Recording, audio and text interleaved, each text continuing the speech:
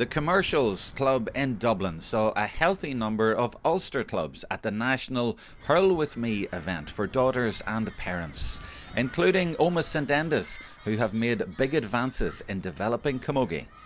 How successful has the scheme been in your club? Oh, fantastic. Like, we've had on average about maybe between 15 and 20 parents out every Friday evening, and they've worked it in sync with the training, so kids go to training and we go and learn how to play hurley and Camogie, so it works well.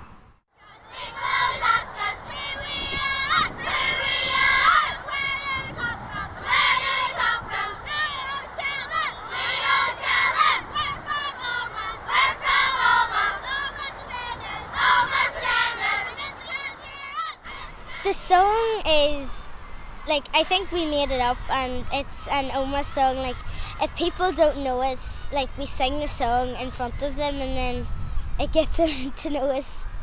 Looking at the games today now, who was the more competitive and who were the better players? Was it the daughters or was it the parents? Now be honest.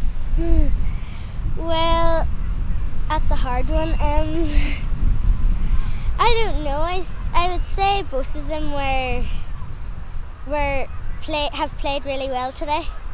That's very diplomatic. Well, let me put it like this. Have you been surprised at how well the parents were able to play? Yeah, we've all been actually really surprised and how well, because the parents have only been at it a couple of weeks now and it's been really good and they've enjoyed it.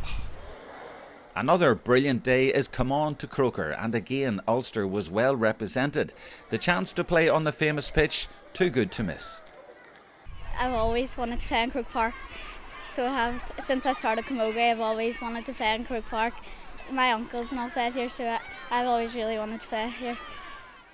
It was really good, so it was a good opportunity to be able to play in Croke Park and just play different teams and all.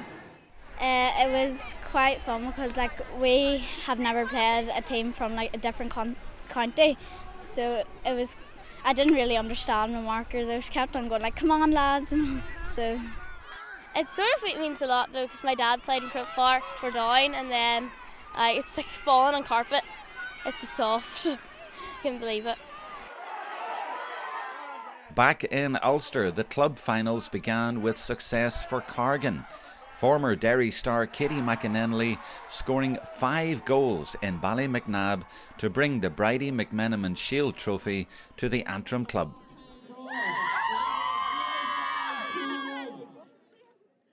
Oh my gosh, it's been unbelievable. It's been the most amazing year, and we never thought we'd even get this far, so it's just been brilliant, you know, from start to finish. The girls have just been a great bunch and they're great to work with, always committed to training and doing so well. So even to win Antrim we thought was fantastic, so to win the Ulster was unbelievable. It's been the best year ever. That game was followed by the AIB Junior Championship final, where Roisin O'Keefe scored this goal for Lacken from Cavan, and she won the Player of the Match award. But in the end, her team lost by just 1 point to Lochgiel. This the winner in the closing minutes to complete the first half of a double for the Antrim club.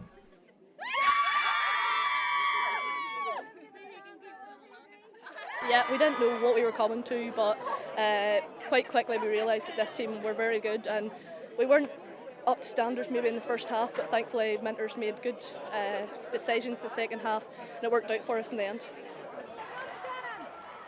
The senior club final was played in Armagh, where the standard was very high. This excellent goal by Slough-Neil captain Louise Dugan gave the Derry girls hope in the first half. But Lochgiel came back, inspired by their captain Una McNaughton and by a solid defensive display to win in the end by 5 points. Laura, player of the match. There was a few names up for it, but again, I think the full back line won the game for Lochgiel today. What were your thoughts? I thought, well, I think it's amazing. It's not usual a back gets it, so I'm very chuffed. And everybody, I think the whole team played amazing, so to be picked out is very, I really appreciate it. But I just think the whole team deserves that. It's for the team. On the inter-county scene, the Ulster Senior Final saw Derry host Down in Swatra, with the Oakleaf girls taking the title for the 4th year in a row, beating All-Ireland Junior champions Down, inspired by All-Star nominees Maeve McGoldrick and Karen Keelt, who was actually nominated for the 2nd year in a row for an All-Star. And then there was the Cassidy family, playing on home ground. Grania, first of all, tell me about the family connection there. Well, I'm very proud to be playing alongside my 3 sisters and another pair of 2. So it's great encouragement there. You know them very well off and on the pitch, so it's great. I think it's a hindrance when it comes to getting ready and being in the car on time and getting to training.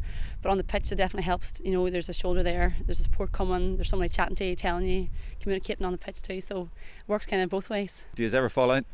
Well, as I'm the oldest, they probably would classify me as being the boss. But now and again, we would fall out, yes, definitely. And what's it like playing with the sisters and the cousins? And is that an advantage or a disadvantage sometimes?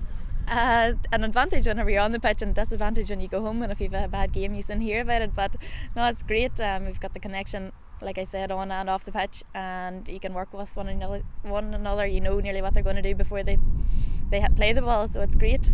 Could we just get a wider context here, because you're from Down, you've been around Ulster Camogie a lot. This team and it's not exactly this team, but the core of this team has won 4 in a row now. You know, that's an achievement that deserves to go down and maybe to be analysed alongside some of the great Ulster teams. Yeah, it probably has, you know, and the thing about this team is this team's still evolving. Like, the average age of that team today is 21. They come from good club sides. You know, you've got Dominic McKinley over in Sluckneil, you've got Joe up in Coleraine, you've got Sean here. You know, them girls are well skilled when they come here. You know, they've come out of their schools. They've got Raymond in St Mary's, and they've got Katrina over in St Pat's here. So whenever they come here, it's just a matter of trying to find the right formula to knit them all together, and they do that themselves. They bond very, very well. Okay, there's a large connection of sisters, but inside that room, you know, they are sisters. They are all together. You know, they make our job fairly easy.